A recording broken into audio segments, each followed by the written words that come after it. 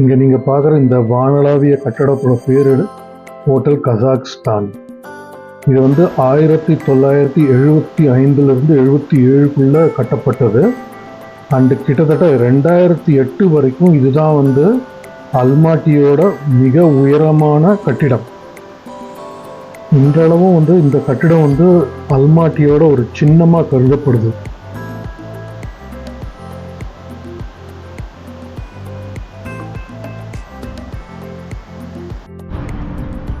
Apple, எங்கே பார்த்தாலும் apple ஒரு ஞாபகப்படுத்திகிட்டே இருக்கிற மாதிரி எல்லா இடத்துலையும் வச்சுருக்காங்க. ஆனால் அல்மாட்டினாலே ஆப்பிள் தான் பொருள். எங்கே பார்த்தாலும் வச்சுருக்காங்க, நிறைய இடத்துல இருக்குது. ஸ்கல்ப்சர்ஸு, பெயிண்டிங்ஸு. இப்போ அந்த கடைசியில் கூட ஒரு 2 இருக்குது ஆப்பிள், அந்த கடைசியில் இருக்குது. எங்கே பார்த்தாலும் வச்சுருக்காங்க. இதுதான் கோக்டோ பே. நம்ம இப்போ விஞ்சில் கேபிள் காரில் போனது. ஏதோ மெமோரியல், இது என்ன மெமோரியல் ஹால் தெரியல. ஈவினிங் டைமில் இங்கே இன்ட்ரெஸ்டிங்காக இருக்கும். இது எப்படி மிஸ் பண்ணுன்னு தெரில, மறந்து போச்சு எனக்கு இந்த இடம். இந்த ஃபவுண்டென்ஸ் மாதிரி நல்லா இருக்கும், ப்ளஸ் லைட்டிங்லாம் போட்டு நல்லா இருக்கும்னு பார்த்துருக்கேன் இந்த இடம்.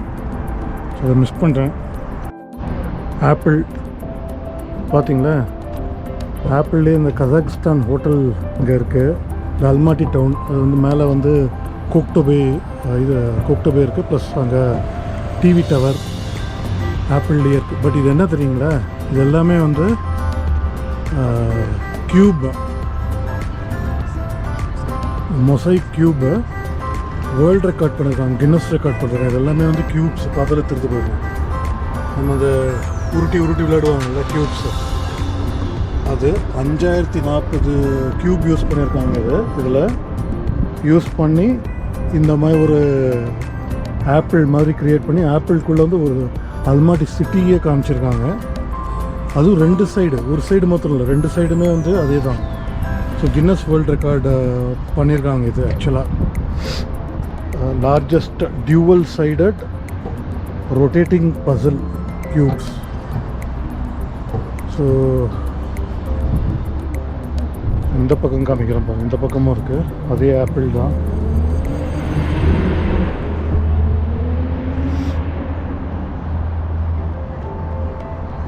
இந்த பக்கமும் அதே ஆப்பிள்.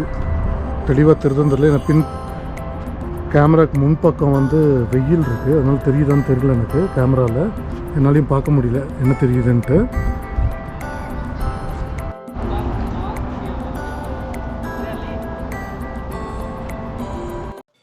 ஹோட்டல் கசாக்ஸ்தான் வழியாக நான் இப்போ நடந்து போயிட்டுருக்கேன்.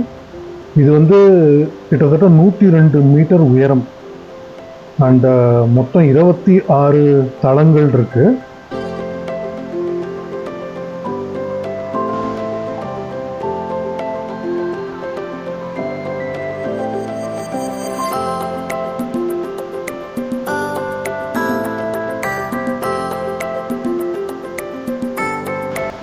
இந்த கட்டிடத்தோட சிறப்பு அம்சம் என்னன்னா, ரிக்டர் அளவுகோலில் 9 வரைக்கும் நிலநடுக்கத்தை தாங்கக்கூடிய வகையில் கட்டப்பட்டிருக்கு.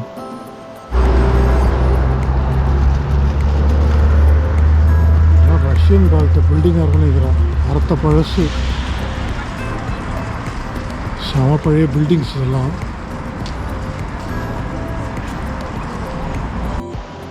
கிட்டத்தட்ட 40 நிமிஷம் நடந்து நான் இப்போ வந்திருக்கிற இடம் 28 பான்ஃப்ளவ் காட்ஸ்மன் பார்க். இது ஒரு பெரிய பூங்கா. இதுக்குள்ள என்ன இருக்குன்னு நம்ம இப்போ போய் பார்க்க போகிறோம். நம்ம இங்கே பார்க்குற இந்த சிலை பாஷான் மாமிஷூலி அப்படின்றவரோடது. ஹீரோ ஆஃப் சோவியத் யூனியன் அப்படின்னு கீழே போட்டிருக்கு. இந்த பான்ஃப்ளவ் பார்க்கில் நம்ம முதல்ல போகிற இடம் ஜென்கோஸ் cathedral.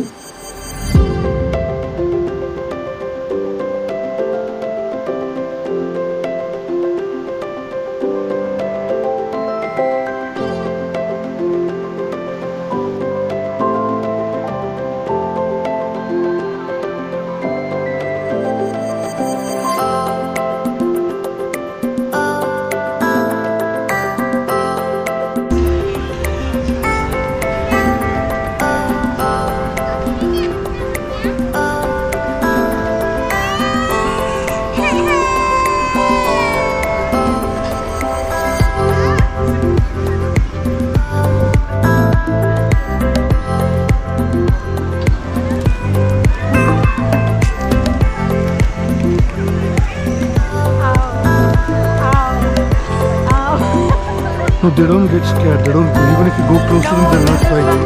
DDLJ movie na. Okay, okay.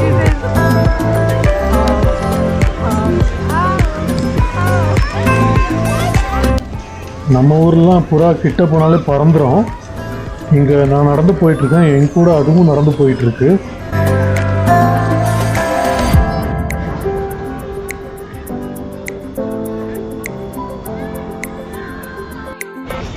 இந்த தேவாலயத்துக்கு முன்னாடி வந்து நிறைய புறாக்கள் இருக்குது. அங்கே இருக்கிற கடைகளில் வந்து நம்ம உணவுப் பொருட்கள்லாம் வாங்கி அந்த புறாக்களுக்கு போடலாம். அலங்கரிக்கப்பட்ட குதிரை வண்டியில் இந்த பூங்கா முழுக்க சுற்றி வரலாம். நான் இப்போ இருக்கிறது வந்து அசென்ஷன் கத்தீட்ரல்னு, ஜென்கோஸ் கத்தீட்ரல்னு சொல்லுவாங்க. அதை ஆல்மாட்டியில் இருக்கிற மெயின் கத்தீட்ரல். இந்த கத்தீட்ரல் 1907ஆம் ஆண்டு கட்டப்பட்டது. இது முழுவதும் மரத்தாலேயே ஒரு ஆணி கூட உபயோகிக்காமல் கட்டியிருக்காங்க. இதோட உயரம் வந்து 56 மீட்டர். உலகின் 2வது உயரமான தேவாலயம் இதுதான் சொல்கிறாங்க. ஒரு சுவாரஸ்யமான விஷயம் என்னென்னா, 1911ஆம் ஆண்டு ஒரு பெரிய பூகம்பம் ஏற்பட்டது. அதில் அல்மாட்டியில் நிறைய கட்டிடங்கள் இடிந்து போயின. ஆனால் இந்த தேவாலயம் பெருசாக எதுவும் சேதம் ஆகலை. வாங்க உள்ளே போய் பார்க்கலாம்.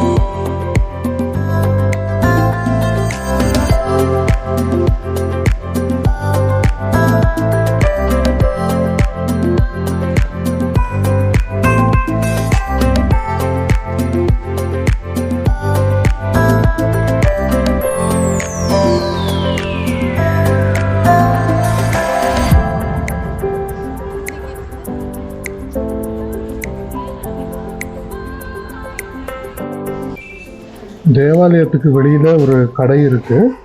அங்கே வந்து புத்தகங்கள், மெழுகுவர்த்திகள், போஸ்ட் கார்டுகள் மற்றும் பல நினைவுப் பொருட்கள் வாங்கலாம்.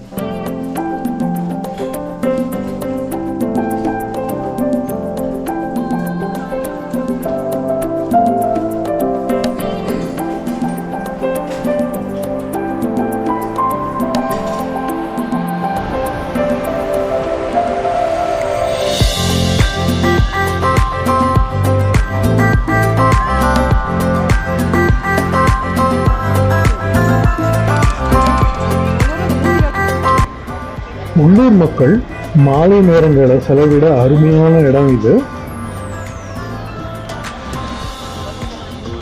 குழந்தைகள்லாம் இங்கே விளையாடிட்டு இருக்காங்க. அதே சமயம் இங்கே ஒரு மேரேஜ் ஃபோட்டோ ஷூட் கூட நடந்துட்டு இருக்கு. இங்கே பாருங்க, அவர் ஆடிட்டு இருக்காரு பாருங்க.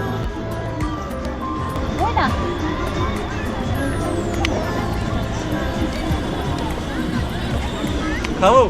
Whose marriage is that? I'm from Kazakhstan. Hi, Sarathi from India. How? From India. India. Ah. So it's a wedding happening? Yeah. Yours? Yeah. Oh, that's Yes, why yes, you're yes. dancing. Dancing.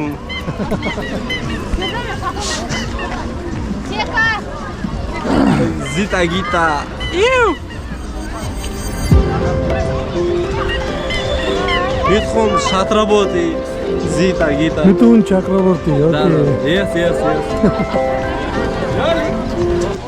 இந்தியாவில் எத்தனையோ famous actors வந்துட்டாங்க. But இவங்க வந்து மிதுன் சக்கரவர்த்தி மேலே அவ்வளோ க்ரேஸியாக இருக்காங்க, அவ்வளோ ஃபேமஸ். எஸ்பெஷலி அந்த ஹிந்தி படம் டிஸ்கோ டான்ஸர், அந்த படம் வந்து பயங்கர பாப்புலர் இங்கே.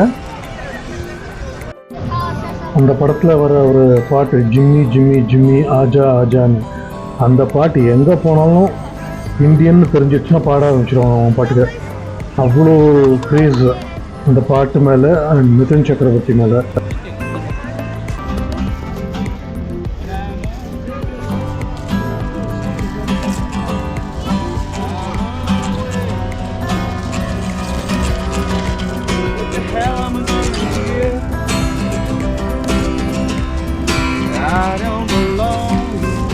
இப்போ நான் ஸ்டான்ஸ்லோ மெமோரியல் நோக்கி போயிட்டுருக்கேன். அது வந்து கத்தீட்ரல்லேருந்து ஒரு 2-3 நிமிஷம் நடை தான், ரொம்ப தூரம் இல்லை. இந்த இடம் பேர் மெமோரியல் ஆஃப் க்ளோரி. இங்கே 15 சோவியத் குடியரசு வீரர்களின் முகங்களை இந்த கருப்பு கல்லில் பொறிச்சிருக்காங்க.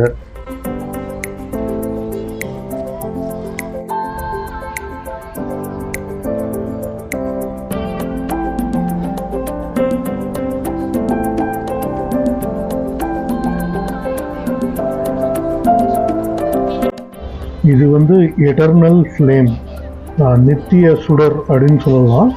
இது வந்து உலகப் போரில் இறந்த ரஷ்ய வீரர்களுக்கு ஞாபகார்த்தமாக வச்சுருக்காங்க. இது முழு நேரமும் எரிஞ்சிட்டு தான் இருக்கும். 1975ஆம் ஆண்டு இது நிறுவப்பட்டது.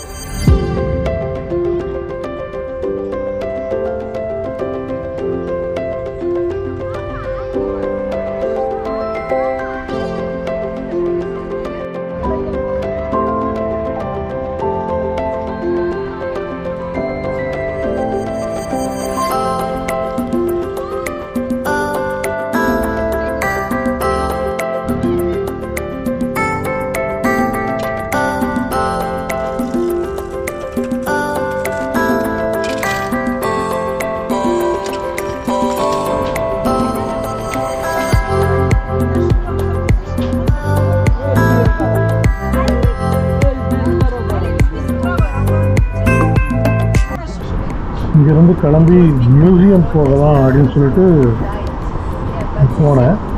பட் வந்து 5 மணியோட மியூசியம் க்ளோஸ்டு. அதனால் பாதிலேயே பிளானை மாற்றிட்டு வேறு ஒரு சிறப்பான இடத்துக்கு போனேன். இதுதான் அந்த இடம். உள்ளூர் வாசிகளுக்கு மட்டுமே தெரிந்த ஒரு இடம், அருமையான ஒரு பூங்கா.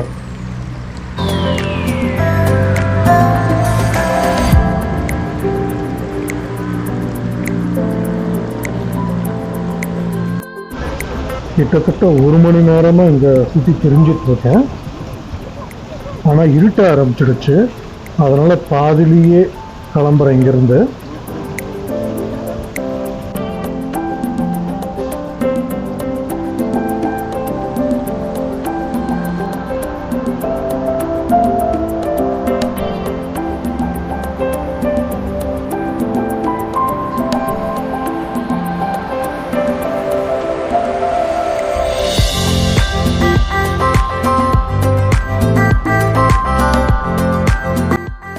இந்த பதிவு உங்களுக்கு பிடிச்சிருக்கும்னு நம்புகிறேன். தயவுசெய்து இந்த பதிவை பார்த்த உடனே எங்கள் சேனலை சப்ஸ்கிரைப் பண்ணுங்கள், சப்போர்ட் பண்ணுங்கள். நன்றி, வணக்கம்.